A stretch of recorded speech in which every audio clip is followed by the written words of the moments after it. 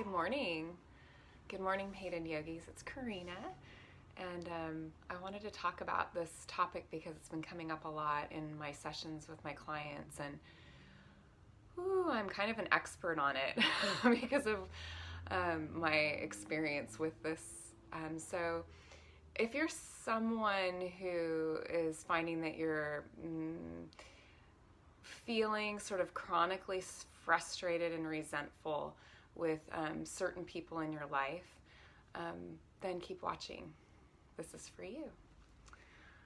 So before we dive in to today's teaching, let's just settle in. So we can take a deep breath in through our nose and exhale, sigh it out. Good. And let yourself arrive in your body. Like just right now, whatever you're doing, drop your awareness, just really fill your body with your awareness. Fill your body with your awareness and begin to notice your breath. And as you do this, you're simply making this little pivot from being in your thoughts to being here. So in the ground, hi Denise, welcome. And the ground, the birthplace of everything that we long for, is presence. So beginning to come into deeper presence here, and then setting the intention to receive, to receive whatever you're needing to receive from the message in this video. So, hi. Fixing other people. How's that going for you? I think we get really upset and frustrated and, even sometimes hopeless and despairing about relationships. Hey, Sam. Hey, Samantha. Welcome. When, we're with people, and especially the people that, we love, like I'm talking about, a lot of the problems that I hear about have to do with people and their partners, and certainly, I've been married for 17 years, so I know what it's like to be with a partner. But also, sometimes just family members too, or close friends. But it's typically, there might be somebody in your life who you feel like they would be so much happier, and really you would be so much happier too, if they would just freaking get it together already. Do you have anyone in your life like that? And it might be somebody that you worry about. Maybe this person, I don't know, they're not taking good care of their health, or they're not following through on their commitments, or I don't know, maybe they're not as successful or as, actualized, if you want to use that, as you think that they could be or should be, if only they would, I don't know, there's probably a whole bunch of advice. So what we typically do when we get in this pattern of like honing in on a loved one or a friend's like issues, whether it be like anything that I just mentioned. I mean, I know for me with Myron, it used to be like, and this is kind of, like I used to just, I would judge him for being disorganized. And amongst other things, there's other things too, but I would judge him for being disorganized and, try to give him, in his, in all areas of his life. And I could see how that was creating some issues and some suffering for him. And so, so anyway, this is the problem. And what happens is that when we are fixated on other people and their issues, we're in a losing game. We're in a losing game because ultimately we can never control what another person does. And everyone is a projection of you. Like if we want to get into like deep personal growth and development here, like honestly, everything you think about another person points in some way, shape, or form back to you. And we're much happier in our lives when we're focusing on the one person who we actually have an influence over. Hey Brenda, welcome, thank you. And that is you. You're the only person that you have any control or influence over. I mean, you know this is true. Like, think about it in your life. I mean, any attempts that you've made to like get someone to change, if they've worked at all, likely that, you know, the results haven't lasted very long. And people actually, our relationships don't go very well when we're always fixated on people in the ways that they're not like excelling or showing up in their life. When we're fixated on someone else's issues, you know, typically that's what they feel, and they'll feel a lot of judgment and criticism because likely that's what's coming at them. And so and this is an energy suck. It's a time suck too, but this actually takes energy to be dwelling on someone else and dwelling on how they might improve their life, or dwelling on how they can't seem to follow through on certain things and how pissed off you are at them. And yet you just keep in this stuck place where you're like just chronically sort of frustrated, and then the resentment builds, right? Whew, that's so depleting. And there's not much room there for growth, actually, because we don't grow or change in any real way, any authentic way, when we feel like the way we are is being judged. I think it was Carl Rogers who said it was only when I felt that I didn't have to change that I felt free to change. And Louise Hay says, you know, we approach our own growth in this, like, this is talking about ourselves, but we can apply it to others too. We approach our own growth from this place of really loving ourselves where we are, and then knowing there's always room for improvement. Hey, Renee, welcome. Welcome. And so fixing other people doesn't work, and it zaps our energy, and it really damages the relationship, actually. It can over time. So what do we do? How do we stop it?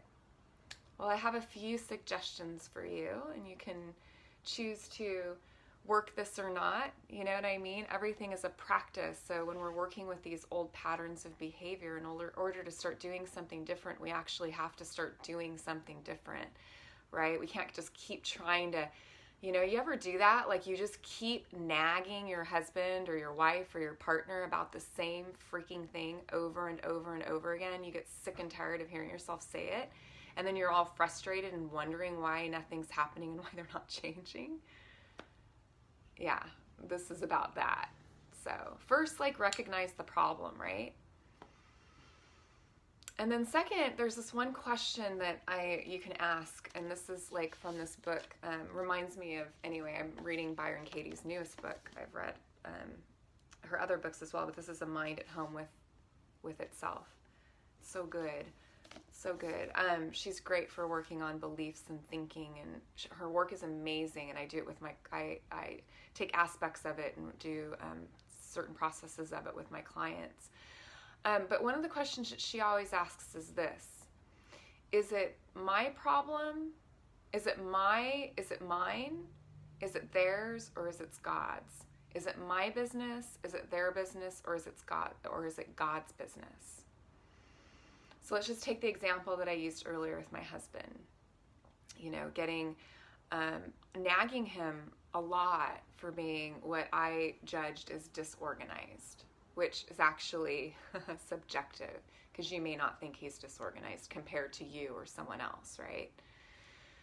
And there would always be this kind of thick underlay of that, of like, you're not disorganized, you don't have your stuff together. You know, that was sort of the message that was under it, the feeling it was under it, you know what I mean? Like, it's never really about the trash getting taken out or the mess, you know, that gets left behind. There's often something deeper under there. So that was like, so it was this, so I can take a look at this, for example, and just ask myself, is his organization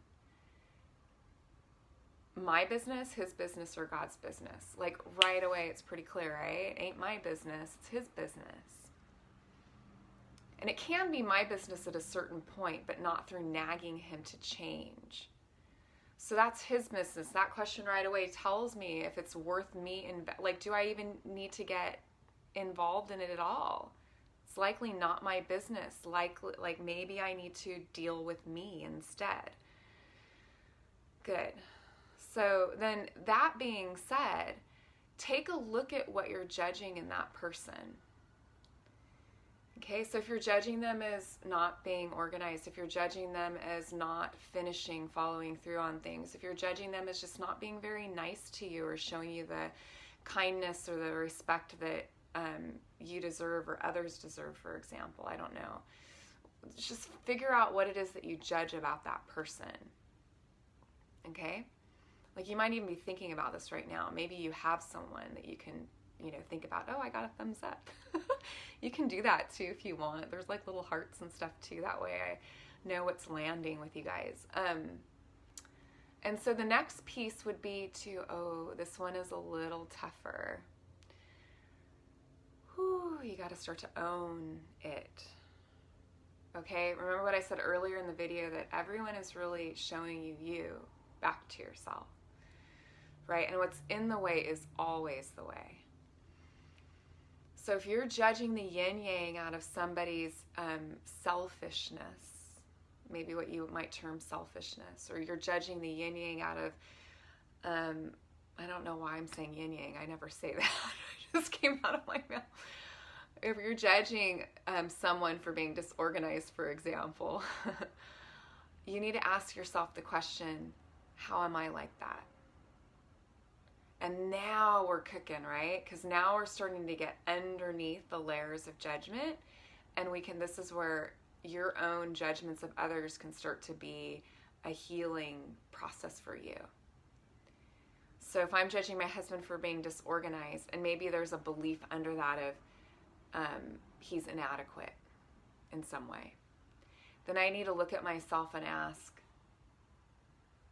where in my life am I disorganized? And where in my life am I afraid that can be seen and that I'll be judged as inadequate? Wow, like I just got goosebumps. And so start to own where you're irresponsible, where you're distracted, where you're selfish, where you're mean, where you're preoccupied with stuff that's not very important. Like, what you judge about other people, likely, especially if it's someone that you're really close to and there's a lot of charge there, like they just do it and you just like want to just yell or scream, or you get really triggered. Own it. There's some way in you're just like that. It may not be exactly the same. Like, I'm not disorganized with certain things in my life, but like, for example, my husband, he's amazingly good at organizing like clothing and like putting like the laundry and like organizing his clothes and things like that. Like, I could give a rip. Like, I don't do that. And he might look at me in certain aspects of my life and judge it as completely disorganized. So there's many areas of my life where I am disorganized, and I need to look at those things. And when you start to do that, just ask yourself, like, well, how am I mean? And use it as almost like a meditation, so that you can like just drop the question in, like, how am I selfish, or how am I mean, or how am I not living up to my fullest potential?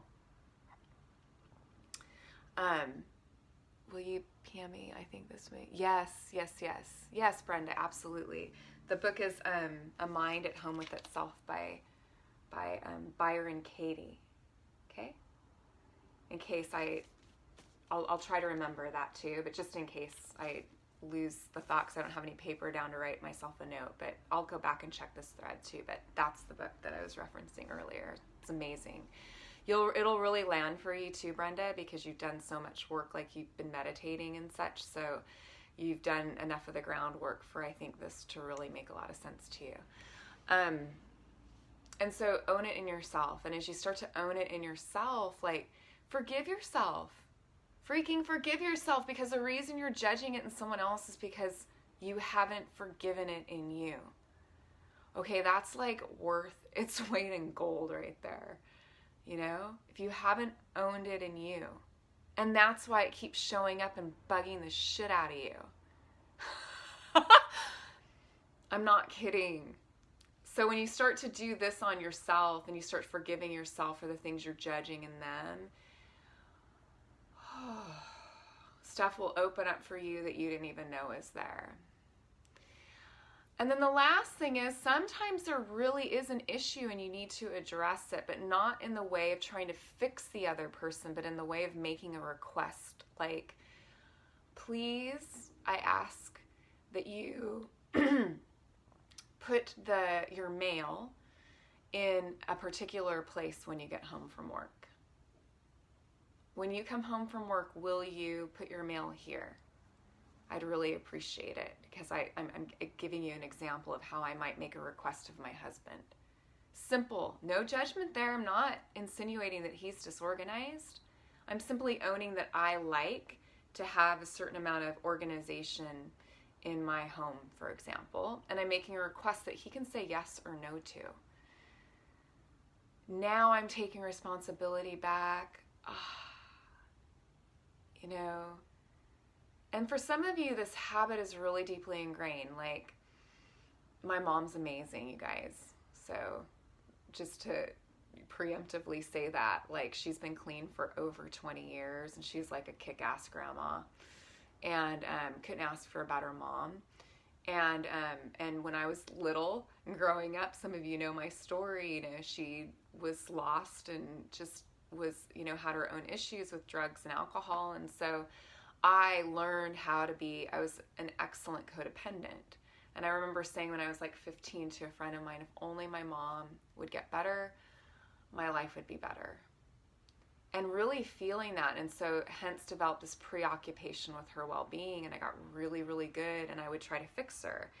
And she knows too, I still will sometimes do that, though I'm much better now at just loving people as they are, because I've done this work that I've outlined for you guys. So this video is a lot longer than I intended.